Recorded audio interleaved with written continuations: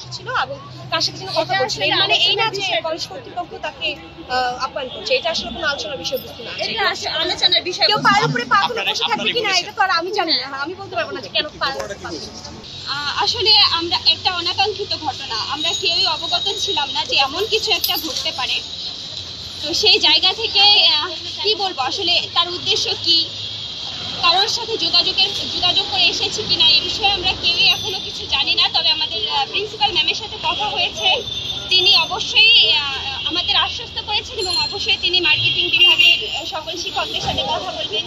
এর বিষয়বস্তু কি, আসলে এর পিছনে কোনো ঘটনা আছে কিনা সেই বিষয়ে তদন্ত করে জেনে আমাদের অবগত করবেন এবং পরবর্তীতে আমরা অবশ্যই আপনাদের অবগত করব যে এটা আসলে সাংগঠনিক সম্পাদক। আচ্ছা, এখন কি অবস্থা? পুলিশ নিয়ে গেছে? হ্যাঁ, পুলিশ তাকে নিয়ে গিয়েছে। এখন ভিতরে কি অবস্থা আপনাদের?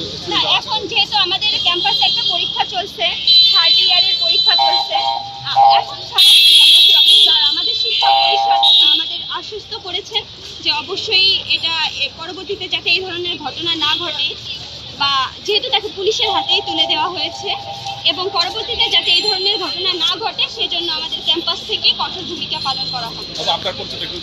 আমি সাদিয়া ফিল্মো।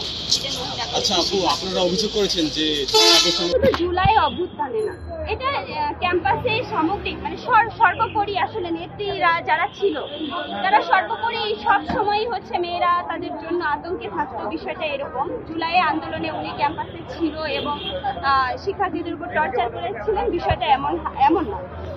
সর্বোপরি শিক্ষার্থীদের হয়রানি শিকার হতো আর কি তাদের। আপনারা কি মনে করছেন এটা সুষ্ঠু বিচার হবে? হ্যাঁ, হবে কিনা জানি না, তবে আমরা আশাবাদী, আমরা চাই যে এটা একটা সুষ্ঠু বিচার হোক। ছাত্রলীগ নেত্রী, নিষিদ্ধ একটি সংগঠনের নেত্রী, সে ক্যাম্পাসে উপস্থিত করেছে এবং সে আমাদেরই একটা বিভাগ মার্কেটিং বিভাগে উপস্থিত হয়েছে প্রত্যয়নপত্র নেওয়ার উদ্দেশ্যে। এটা সাধারণ শিক্ষার্থীরা যখন জানতে পারে তখন সাধারণ শিক্ষার্থীরা তার সাথে কথা বলতে যায় এবং যেহেতু সে পদধারী একজন নেত্রী ছিল, ক্যাম্পাসে তার নামটা আতঙ্ক, আসলে তার নামটাই